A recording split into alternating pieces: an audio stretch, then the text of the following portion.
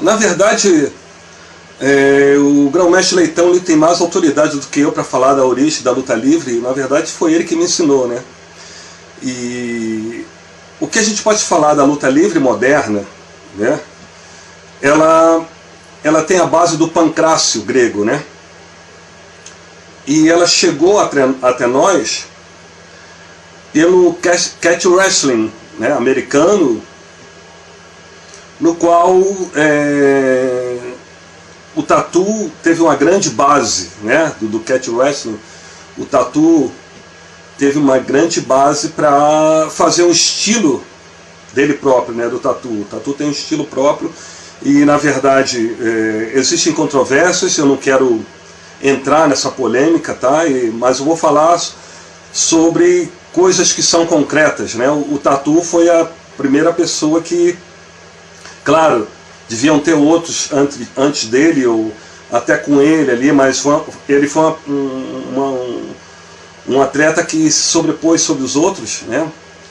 E a Verônica a filha dele tem aí bastante reportagem sobre de quem foi o tatu, né? Então a gente vem dessa linhagem do tatu, tá?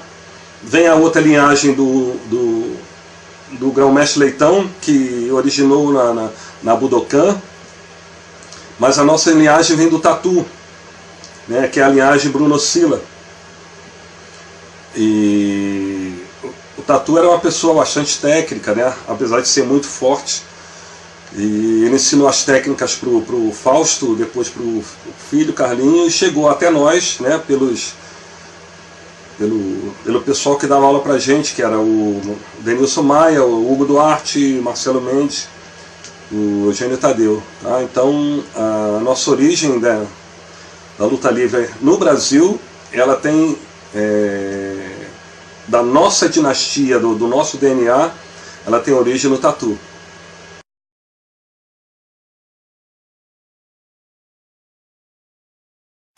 Como falei, o mestre tatu, ele praticamente é o gênesis da nossa dinastia, né?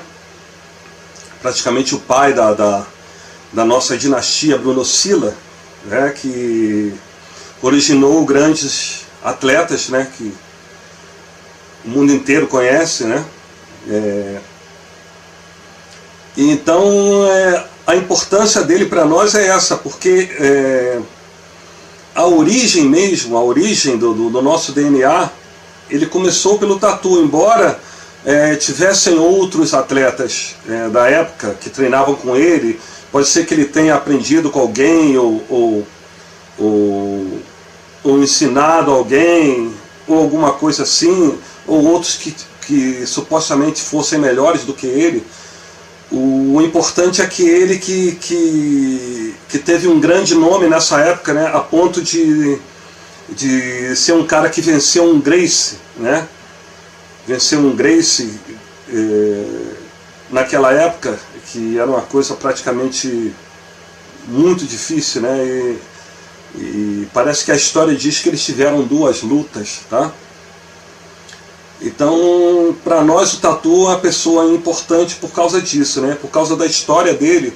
E a história dele é fundamentada em provas empíricas, em fatos, né? Em reportagem de jornal. Então, a importância dele é isso. Pode ser que outros fossem mais importantes na época dele e a história se perdeu, tá?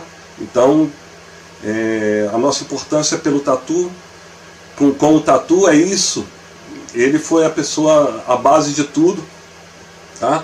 E ele ensinou o Fausto, ele ensinou o Carlinhos, tá? Alguns dos antigos também aprenderam com ele, né? Eu nunca tive o prazer de vê-lo pessoalmente, só ouvia falar dele. Então, para nós, a importância do tatu é essa.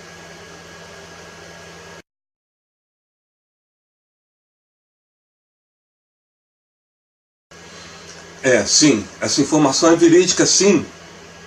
Inclusive, tá no livro da Leila Grace, né? Que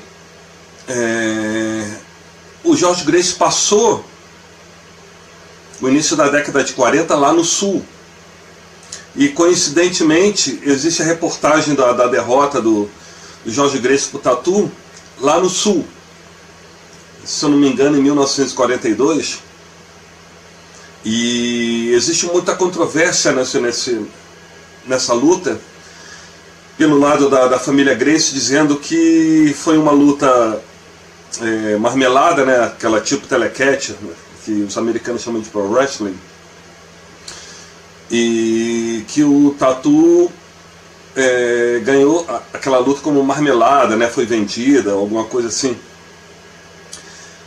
Mas é que esse fato não procede, porque depois teve uma entrevista, entrevistaram o Tatu, que perguntando se ele aceitava o desafio do Hélio Gracie. E então o Tatu respondeu: olha, o Hélio Gracie é do jiu-jitsu e ele quer que eu lute de kimono, alguma coisa assim, né, na reportagem. E se fosse luta marmelada, para que então o pessoal diria pro Tatu para aceitar o desafio do Hélio Gracie, se o Hélio Gracie não fazia marmelada? O Hélio Gracie não fazia pro wrestling, o Hélio Gracie só fazia luta de verdade, né? Que ele até chamava de briga, o tempo inteiro ele falava aquilo é briga, né? Então essa luta com certeza foi uma luta de vale tudo, em que o mestre Tatu saiu vencedor diante do Jorge Gracie, que todos diziam, né, que ele era o Gracie mais forte, e o Gracie que lutava sem kimono, e que era uma afronta para a época da família Gracie nesse momento, de lutar sem kimono, tá? Então essa é a verdade.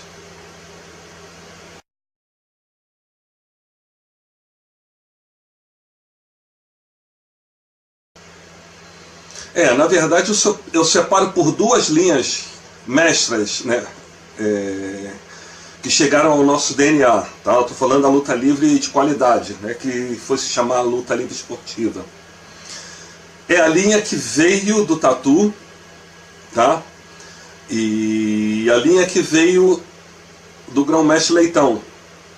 Embora é uma história que eu não posso comprovar, porque eu sou bem mais novo do que eles para comprovar isso.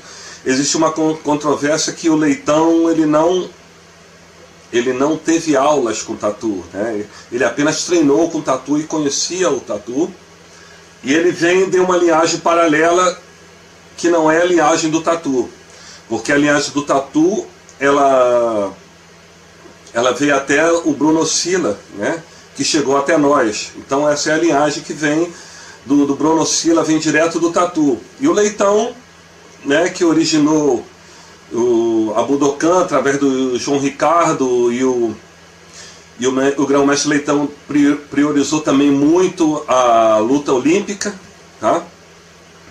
Então na verdade eu vejo por essas duas linhagens, né? A linhagem Bruno Silla, que veio do Tatu, e a linhagem que veio do Leitão, né? E assim nos é passada a história. Então eu não posso comprovar para vocês se essa é a realidade das linhagens que vieram, tá? Eu ia me esquecendo também, teve realmente uma outra linha que saiu independente da linha do Bruno Silla e a linha do Leitão, mas na verdade foi o Jefferson da Jop. Então se fez essas três linhagens básicas, né? Que é a Bruno Silla, a linha Bruno Silla, a linha Leitão, que originou na Budokan, e a linha do Jefferson da Jop, onde saiu grandes atletas, grandes lutadores, como o saudoso Heraldo Paz, o Milton Vieira, né, e outros grandes atletas que saíram na geração depois, tá? Então, na verdade, são essas três linhas básicas que atualmente fazem o DNA básico da luta livre moderna,